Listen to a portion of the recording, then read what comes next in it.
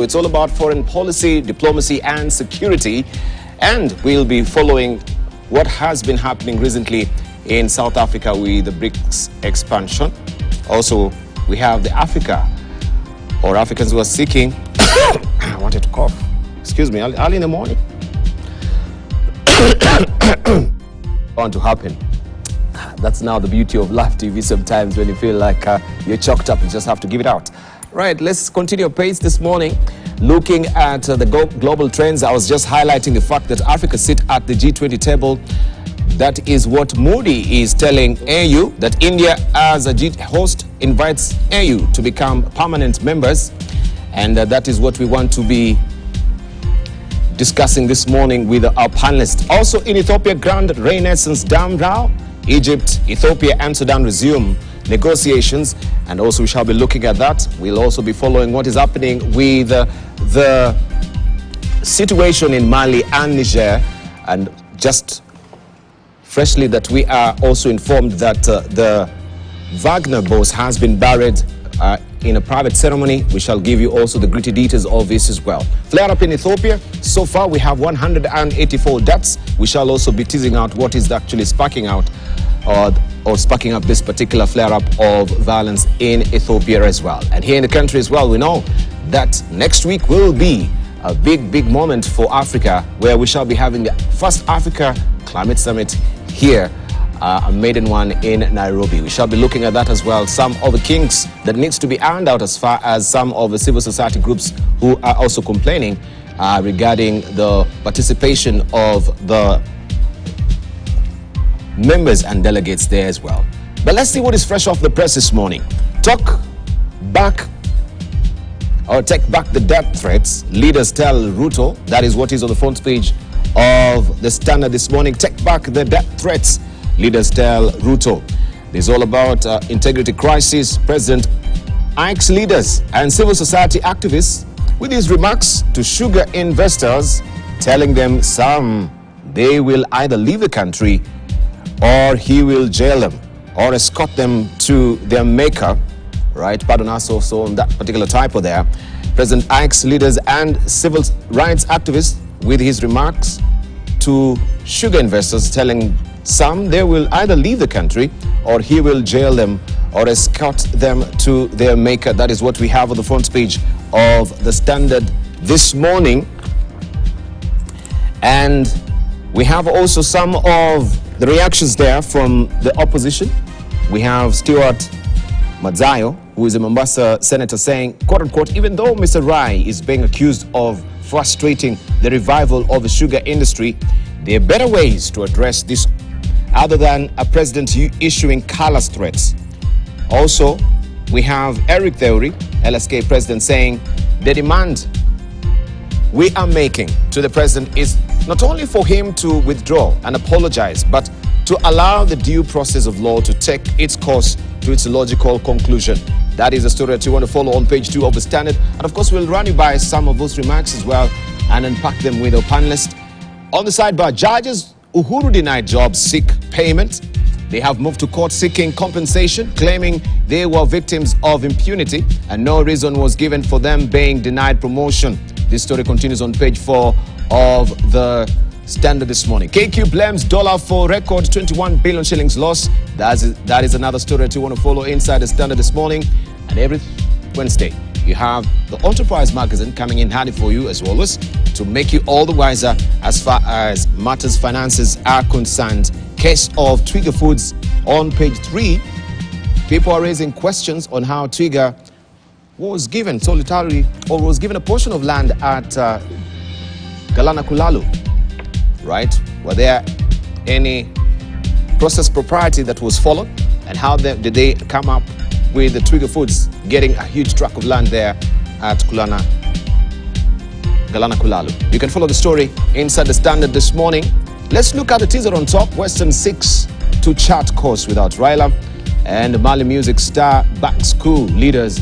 This is Salif Keita. You can follow the story on page 28 of the Standard. And what went wrong for marathoners in Budapest?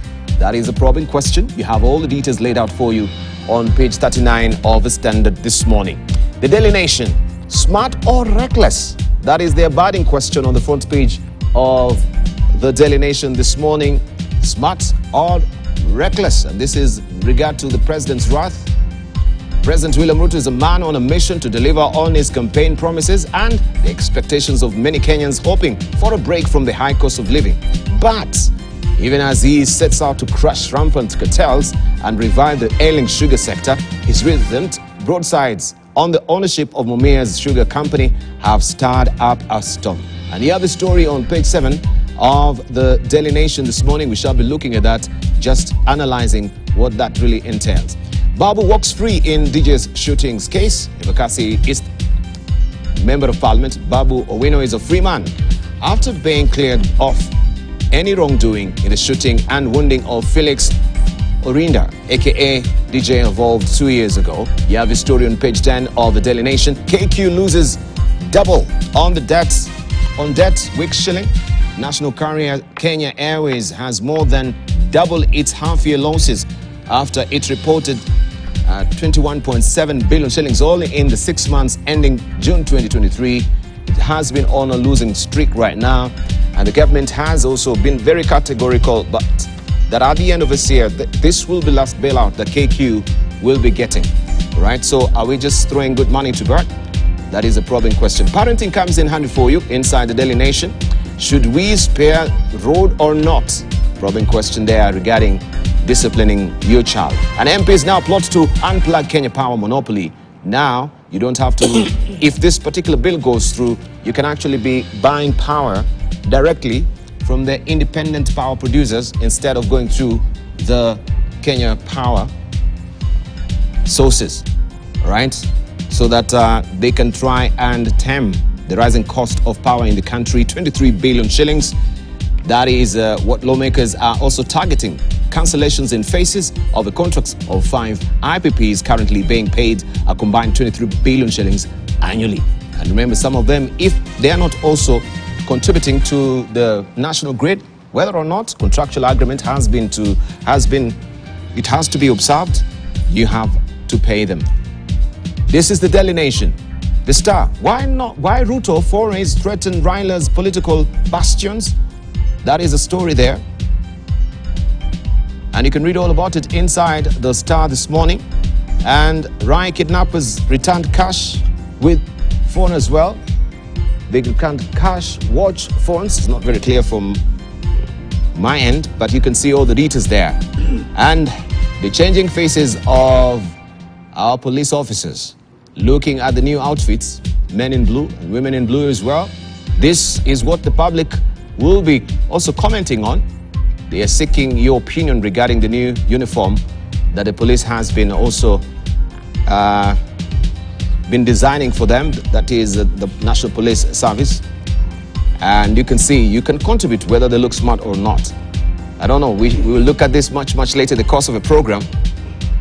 My own opinion is, I like the blue one they used to have, not the current one they wear. If you hack back to the white and blue, the navy blue, that is something. This one, I'll leave it to my guests to also just deliver on this as well.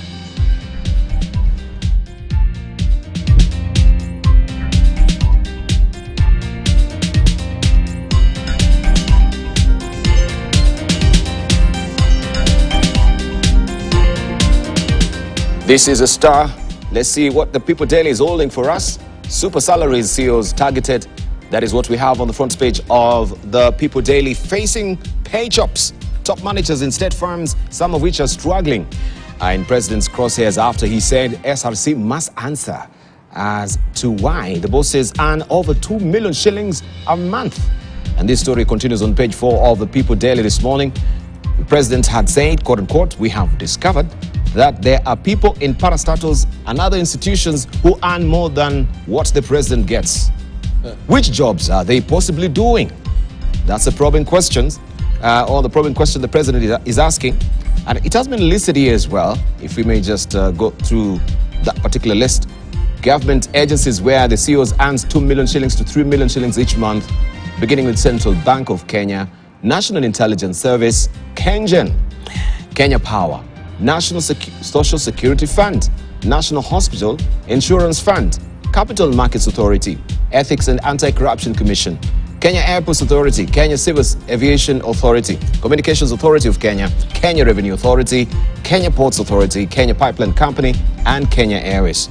Despite the fact that also some of these parastatals, they're performing dismally as far as their balance sheet is concerned, picking up also KQ. We have the CEOs actually walking away with eye-popping figures every month. This is what the president is asking. What are they doing? What jobs are they possibly doing that they earn more than the president of Kenya? This is the People Daily. Business Daily, Kenya's 2,800 per second betting market rivals Nairobi Security Exchange. This is what is on the front page of the Business Daily this morning. And we have all that laid out for you on page 2 of the Business Daily. Kenyans staked a record 88.5 billion shillings through online bets in full year to June 2023, defying a heavy crackdown on the sector and punitive taxes introduced in the period. The bets handed the Kenya Revenue Authority a major windfall after it collected 6.64 billion shillings in excess taxes alone. And that story continues on page 2. Still on the front page of the Business Daily. Weak shilling debt sink KQ into 21 billion shillings half-year loss. That is a story that you can follow inside the Business Daily as well. Illustration are here. In 2019, how it has been falling dismally, right? It was shedding 8.56, 14.32 in 2020.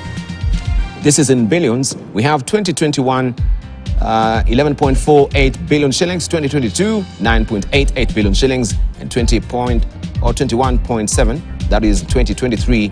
That is the current state of affairs as far as KQ is concerned. Mayday, mayday, someone needs to save KQ, and that is a mayday call seeking to be salvaged. You can read all about it inside the Business Daily this morning. Savers cash out 31 billion shillings SACCO savings on wars, right? Many of them now going back to the SACCOs to withdraw money, and 30.8 billion shillings, that is the amount that has been withdrawn from the SACCOs right now, just telling how the economy is really biting. MPs disclose plot to end Kenya power monopoly, and banks half-year profit defy tough times, it says, to hit 156 billion shillings. All that tucked away inside the Business Daily this morning. If we may cross over to Tanzania, LATRA identifies 6 regions for cable transport. LATRA identifies 6 regions for cable transport. The Land Transport Regulatory Authority is studying the possibility of introducing cable transport in at least 6 regions as part of a wider efforts to boost tourism in the country and facilitate commuting in some areas. You can follow this story inside the Citizen. Government also withdrawing revision of natural resources laws. You can read all about it inside the Citizen this morning as well. Still there, East Africa set to benefit from Ethiopia BRICS entry, says Envoy. We shall be looking at this as well. 6 nations so far will be joining the BRICS, including Ethiopia, Iran, Saudi Arabia, and we'll look at that. What does it really portend? And is BRIC an alternative to what the G7 is? Is it a counterweight to G7? That has been a probing question as well. And also we have seen India, where the G20 summit will be held this year, is urging Africa to join the G20. We shall be looking at that much later in the course of the program with our panelists as well. In Rwanda, unpacking Rwanda's plan to become a medical tourism hub is a splash. Rwanda is currently working on constructing a health city. This story continues on page 4. New envoy pledge to deepen trade ties. These are the new ambassadors that they have presented the credentials to President Kagame. We have Ibrahim Mahmoud Ahmed Abdullah from Bahrain. We have Einat Weiss from Israel. Heike Uta Detman from Germany. Also Jiong Won Ching from Korea. On the bottom we have also Majid Safar from Iran. Mesfin Gebремariam Shawo from Ethiopia. We have Mohamed Mela from Algeria and Sumaila Savane from Guinea. These are the new diplomats from different countries now who they've taken the missions for a post in Rwanda. This is the New Times. The East African this week is all about catchment plan and the entire Horn, the EAC, even as Somalia prepares to join the East African community. And an energized secretariat talks of more members. A bigger bloc comes with more challenges. And you can follow the story on page 5 of East African this week. Also, BRICS woos Ethiopia, Egypt in expansion. Bloc eyes bigger size for better say in world economy with alternative systems. This story continues inside the East African this week. And Africa champions. This is Malkia, Kenya national women's volleyball team. Malkia strikers celebrating a point during the African Nations Championship final match against Egypt in Yaoundé, Cameroon on August 24th, 2023. Won 3-0 to lift the trophy, its 10th continental title. That is the story you want to follow inside the East African. I shall be showing you what we have on the international publications. But before I go there as well, we have a China Daily. We have as well the Foreign Affairs letters and Time Magazine, Newsweek, and The Economist as well.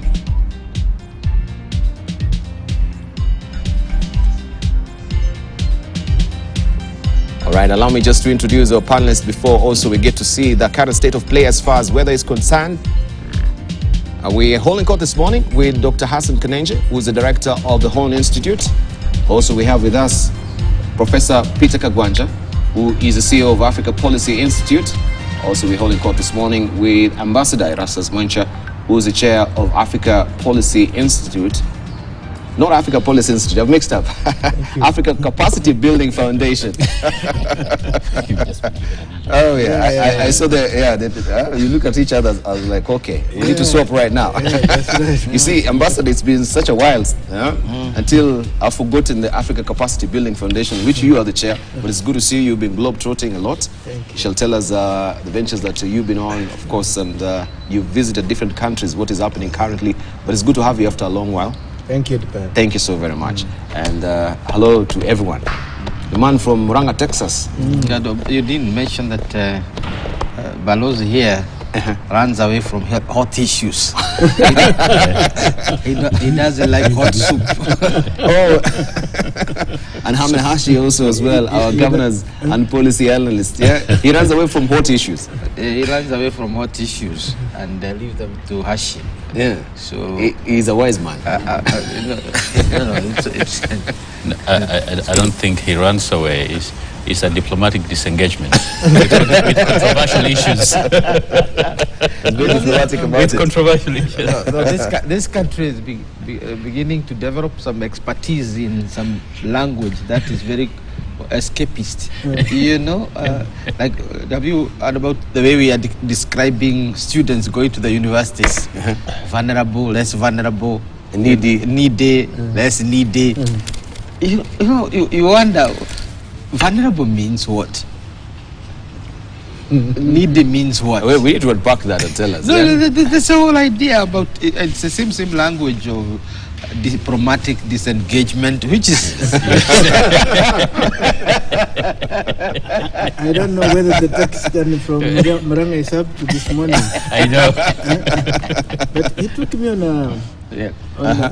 a new venture that I hope you will describe. Yes. That having a conference while moving. Yes.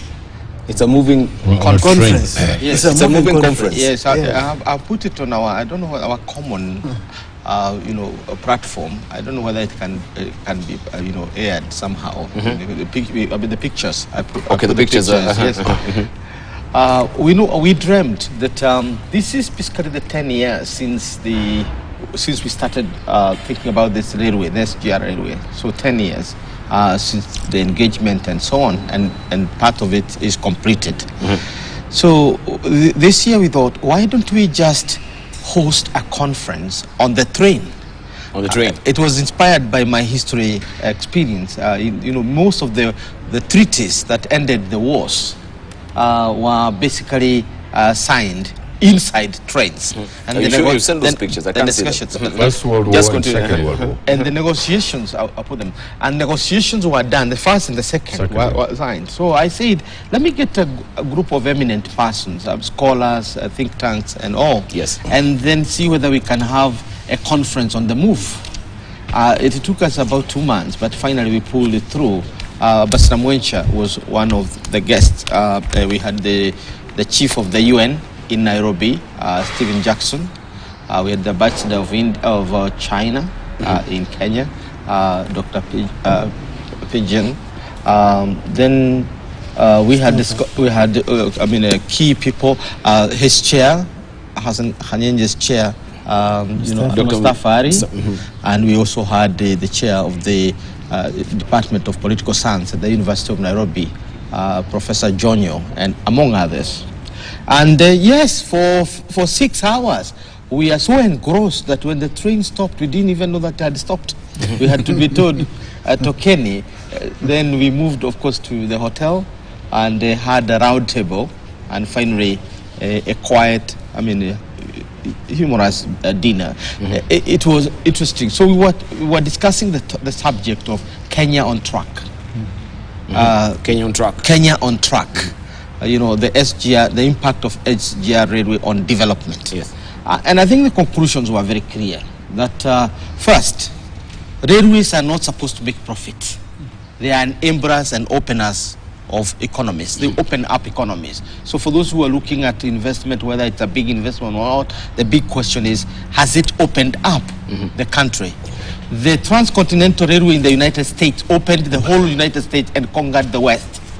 And the United States from that point on became a superpower. The Trans-Siberian Railway opened up Russia and united the largest country on planet Earth. Right? Today, China is opened up by all the manner of railways, including speed trains and so on. Japan, the railway from the south to the north, basically united the country. So we hope that the railway from Mombasa to Matandi, where Matandi is the the Atlantic coast of Congo. That's the port. From Mombasa to Matandi, that's the dream that Africa should have, because it will open up the continent from Kenya to Congo, at the coast, and from the Indian Ocean to the Atlantic, meaning we can export our goods to America by sea. Very cheaply from the railway to the ship, whatever we produce. So it was a very interesting and exciting moment. And all this was happening as we were watching the game. I saw we were at Antwerp, somewhere there, and a giraffe that was passing under the bridge, and many others. It was exciting, mix of knowledge and so on. I don't know what. Yeah, Ambassador picked. I was excited. Or he contributed as well. I think he said it all. There is no question about the fact that in Africa, one of the tragedies is that most of our transport, if you look at movement of goods, almost 80% is by road. And that comes with a lot of cost. Whereas in the northern hemisphere, 80% of it is by rail. Rail is always cheaper. And it says, rail is not so much for profit. That doesn't mean it must not be run efficiently. It must be done in terms of the whole concept of it efficiently. But rail is a facilitator, is an enabler, like my professor here has indicated. And I think if you look at Africa, recently when the Continental Free Trade Area kicked in, and Kenya was chosen as one of those for trial purposes to export. Kenya sent goods to Ghana. It took almost 5 months to reach. And because then you look at the logistics of it from Nairobi to Mombasa, and then you go around. What he's saying is possible. And one of the things then I was happy to hear of late is the move to extend the rail beyond Naivasha to go to Malaba, and then of course to DRC. And if we do all that and link Africa, Africa will be different. Thank you. All right, let's just get introductory remarks from Mohammed Ash as well. Good morning. Good morning, Dubal. Thank you very much. I thought for a moment you'd completely forgotten about me. This was a Bantu conspiracy by Mr. Kagwanja. He left the Cushitic people out of the train. So they were Because they knew you'll catch up. No, the Bantus have a conspiracy. They want to bring a whole Bantu nation together. DRC, East Africa, yeah. Mustafa is Waria, he's Cushitic. No. Mustafa is from the Kalenjin nation.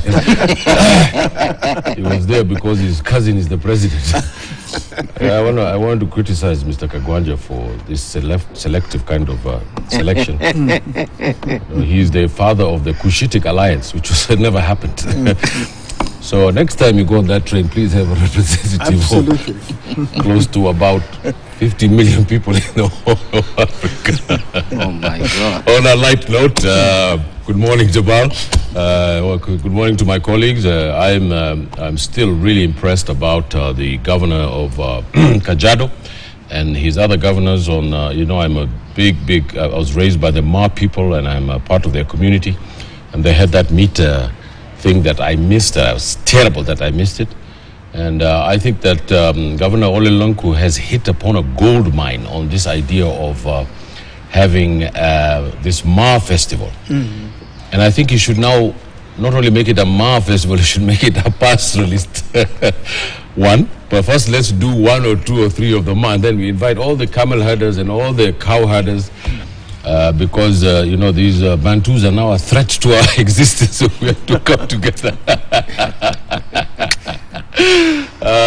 So I want to commend Mr. Lenku for it. The governor is doing a fine job, and I also spoke to him yesterday and told him he should give out ambuzi so he can roast it for the panel, maybe invite us to go and have meat and tell us how he came up with this idea of the Ma Festival. Good stuff for Governor Ole Lenku. Nampa thumbs up. All right, let's hear from Dr. Hassan Kalenji. Good morning.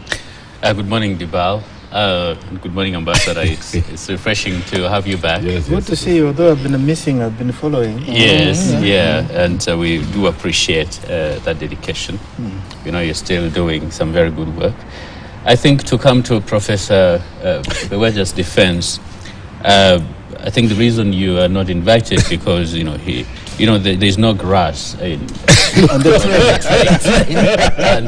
These bulls will die. Yeah, these bulls that camels, may starve to death. And so he was being merciful. I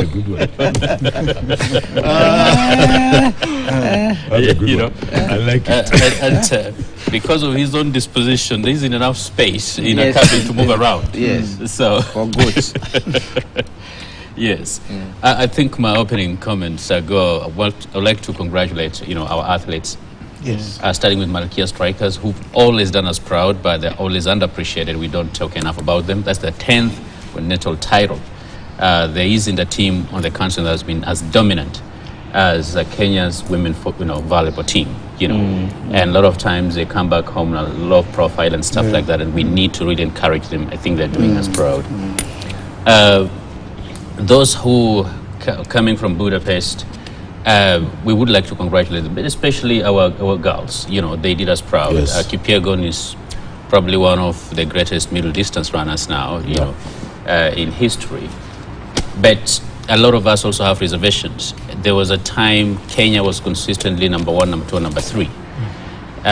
For us to come back with 2 gold and we are happy, it's actually shameful. Just in 2015 we were number 1 overall. And so, to the extent that we only beat our arch rival by 1, which is, we got 10 to 9. Of course, not only does it say they're catching up, it's not about them catching up, it's us who've been falling. That is why our neighbors in Uganda, they're training in E10, but they're still beating us. Everybody else who trains in E10, they're going out there and they're beating us. And one of it had to do with the noise that, of course, was raised by the likes of Cholet, the manner in which we treat our athletes. Yes. We don't give them sufficient support. We don't give them sufficient conditioning. And that is something that even some athletes have spoken to, including Catherine Dereba the other day, with regard to you need to condition athletes to the environment and the climate they're going to run. You don't bring them together 1 week, 2 weeks, to the competition, and then expect they're going to perform. 3, the selection. Selection matters. It is important to have incentives for our young athletes, those who are consistent in winning races, in practice and in discipline. They should be given priority. We should not be waiting for last minute. Then people are so disincentivized. When you look at the number of athletes, for instance, who didn't show up for the trials, there's so many. Because there's no incentive. There's no incentive to represent the country. If we cannot appreciate them based on what they bring to Kenya, the kind of fame and prestige, they've been the best ambassadors across the board. Even at the time of political crisis in this country, they've always made us proud. But we don't really invest sufficiently in these athletes. So whatever boards we are forming, including boards for TikTok queens, I think some of those things should be scrapped. We should actually take those investments and ensuring that the talent that is in this country, if in middle distance alone, I can dare say, among the top 1,000 greatest runners, you're going to find 700 from Kenya. You see. But how come right now we're losing to the rest of the world? Steeplechase that had literally been a preserve of Kenya. We've lost it. And for Kenyans who might not understand, until very recently, since 1968, Correct. until recently, Kenya had won every Olympic gold medal in steeplechase. Yes. Apart from 1980, when we boycotted the Moscow Olympics because of the Soviet invasion of Afghanistan. Today, we don't even know. We don't even come close in those races. We're completely losing out. So if Faith, for instance, did not do what she did, and Mary Mora, then we probably would be coming out of Budapest with actually nothing. And so I think it's going to be important for us to refocus. And as someone from the North Rift, those leaders and those politicians should stop just making noise and actually putting mechanisms and pressure to ensure that the Ministry of Sports, as well as the institutions and agencies and organizations around the sport, support the athletes, as well as invest in other related sports, not just, of course, athletics, because I think we have a lot of talent in this country and we're not investing sufficiently. Right. I just wanted to pick out some of the headlines here, especially what we have on the front page of the People Daily today, where super salaries CEOs are targeted. And they're saying facing pay chops, top managers in state firms, some of which are struggling, are in President's crosshairs after he said SRC must answer as to why the bosses earn over 2 million shillings a month. And this is on page 4. And then they've listed here some of the parastatals that we have these eye-popping figures being given to the CEOs there. Government agencies where the CEOs earn 2 million shillings to 3 million shillings each a month. Despite the fact some of them we've also seen, even recent reports regarding the performance. They have been dismally performing, yet the CEOs continue to rake in a lot of money at the end of the month. Maybe some of even the listed companies. We have the Capital Markets Authority that normally asks or that the CEOs should be declaring their salaries as well. I've not seen that listed or maybe published this year or last year. But in light of corporate governance as well, that if you're earning this particular money and the company is doing fine, that's okay. But if the company is not doing well and you're walking away with such a kind of eye-popping figure as well, you should be accountable and tell why the company is doing dismally. But we can just talk about this briefly before we go to the stories of the day as well. There was also the disparity. Recently, the publications was there in the media regarding how there's that disparity between top management and the low cadre of workers. That's pay gap that is really, really mind-boggling sometimes. What the CEO rake in, and what also maybe a person with the janitorial pay rakes in at the end of the month. I think the issue is how the country organizes its own tax system. Because in Sweden, Norway, and generally the Scandinavian countries, if somebody increases your salary, you complain. I mean, this kind of salary, if you received it, you say, no, I don't want that. Because the taxation, it will be nothing. Because it will be taxed in a graduated manner to the point that you don't get that kind of of a salary. The idea is that they want to flatten the income, that those who are the lowest incomes and the highest income, they are kind of a level, and they use the tax as a tool to do that. Here in Kenya, I think we have that principle to an extent, but I don't know whether it goes to that level. I'm personally very suspicious when you get to a certain tax bracket, because it means you lose a third or so of your salary. So that's one way to look at it, that we don't have to talk about it. We need to act on it. And acting on it is basically, spelling out the principle that we're using. When you start targeting, this targeting of CEOs or others, both in private sector, we have not even gone to the private sector, the banking, that are non-government. People are making big money, big money. But at the same time, if you are taxing, then you would even reach those who are in private business. Forget about those who are in parastatals. But again, we need to ask a fundamental question, as we asked earlier. Are some of these companies supposed to make profit, or they are simply supposed to facilitate services? Take, for example, the National Hospital Insurance Fund. Is it supposed to be a profit-making, meaning you say it made so much profit?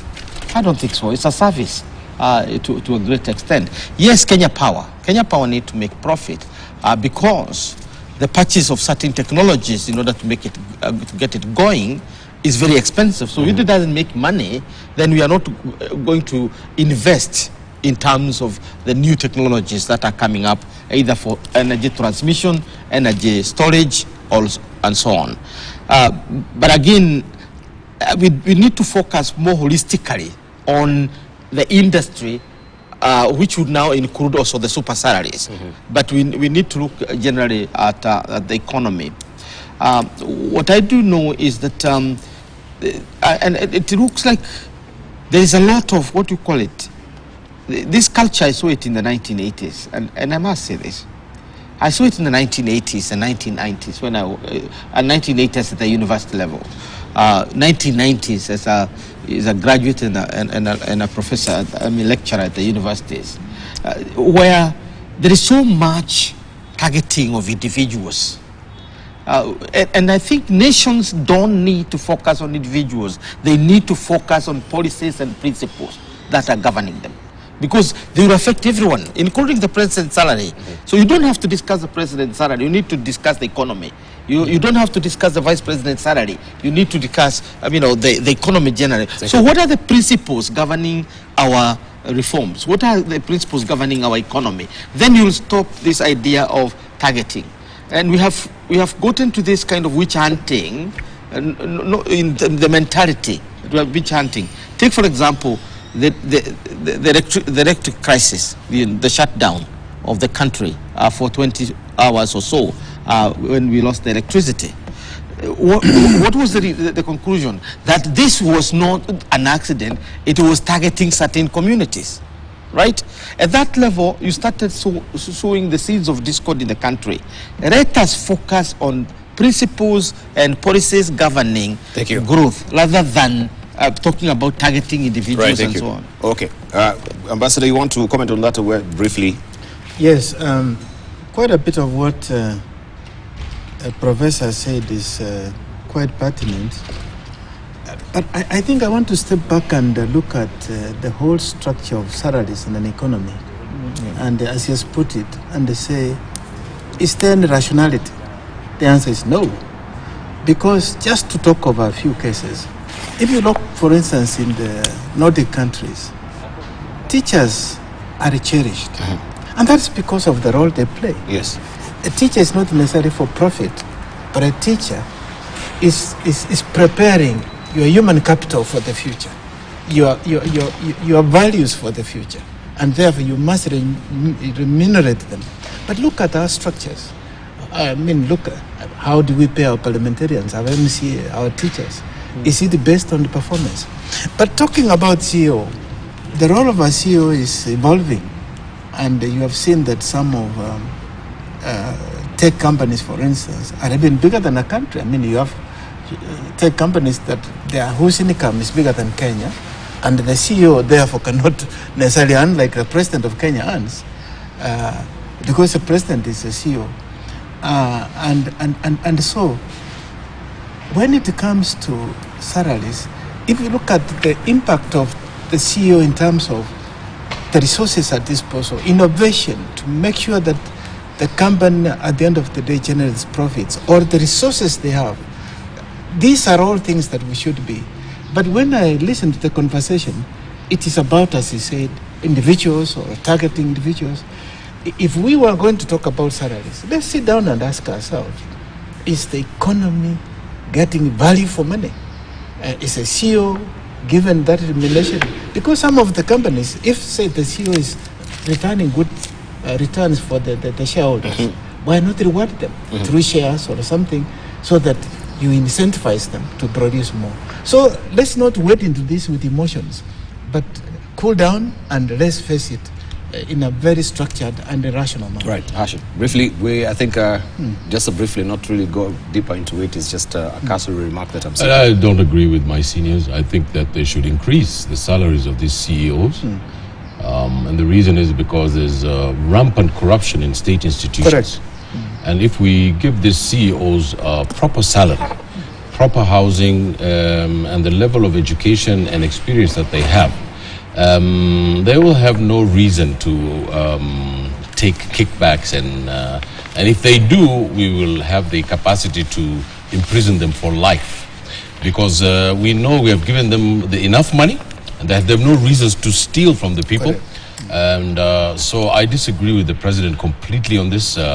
But it belies the fact that, you're talking about giving them good money. Here it's a good money they're getting, yet we have some of institutions here where that corruption you're talking about is so right. Is right. So it doesn't. It's not really commiserate on how much you earn. That is why they should be fired. When there is corruption in those institutions, those managing directors should be fired. But people who have gone to spend 10 years in Yale and Harvard and the University of Nairobi and have been taken out of the private sector to go into a parastatal to go and fix it, they're making 10 times much more money in the private sector. We will not get the best and the brightest in this country. And that's what we need. We need to get the best and the brightest to get into these institutions, and then make sure they completely reform it and make it profitable for Kenyans, and they put money to the taxmen so that we can build schools and hospitals. All right, thank you. We should not increase salary so that people don't steal. We should increase salary so we can attract the best, available men and women out there. And if, for instance, KenGen is, as Ambassador mentioned, is bringing value for money, I do not care whether that person makes 10 million shillings a month, because it's serving Kenya, it's serving the Kenyan consumer, and it's generating, income. But to the extent, the challenge has to do with the way we appoint these CEOs. So if it is a political appointment, there is no incentive and drive, because competence was not a factor that was measured, and that therefore you'll have someone who's literally warming a chair and still extracting money from the taxpayer. That's where the problem is. So unless we change the manner in which we appoint these people into those positions to ensure we actually attract the best so we can hold them to account, it's going to be a futile exercise. All right, we just want to wind up on that, then we get to the topics of the day today. But before we head there, I want to just hark you back into history a bit, where we had, of course, President Barack Obama here in the country by then. That is just from our newsroom, and just to reckon what he had to say during his tour here in the country. And that is from the newsroom, coming up shortly.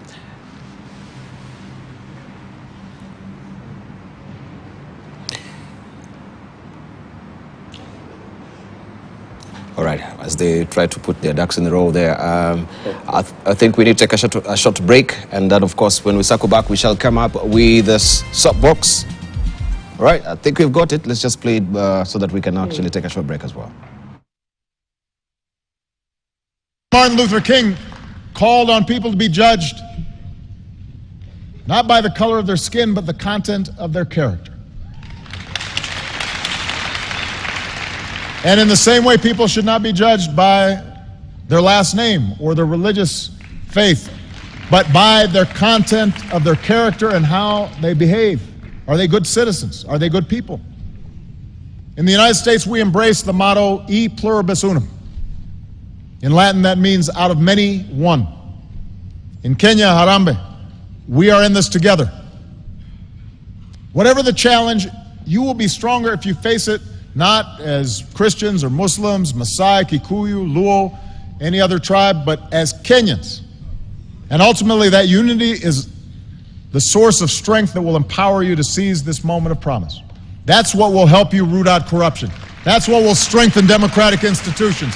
That's what will help you combat inequality.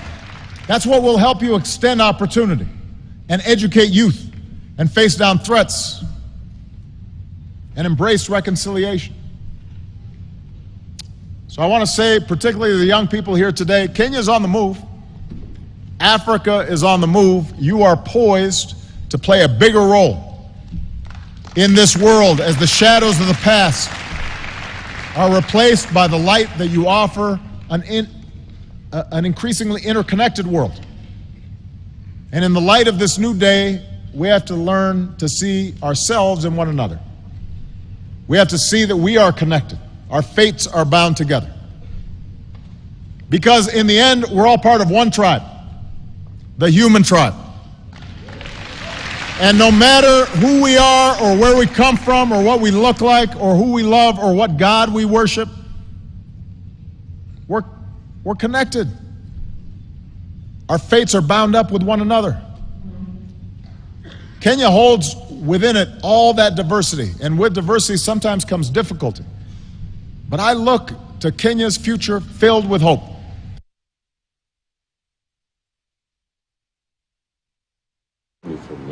All right, that is a 2015 there, where we had Barack Obama speaking, of course, to us here in the country. And interestingly, when he's talking about the Martin Luther speech there, it is just yesterday where we saw also Biden and America commemorating the speech of Martin Luther King, the iconic speech there, and also speaking quite movingly regarding racism. You can recollect your thoughts there, but I think we should take a short break, then we circle back, we can comment on that and a lot of other issues as well. You're watching Global Today here on Morning Prime. Don't go away, we have so much more to really cover on, including the remarks from the president. Are we seeing the building blocks of dictatorship?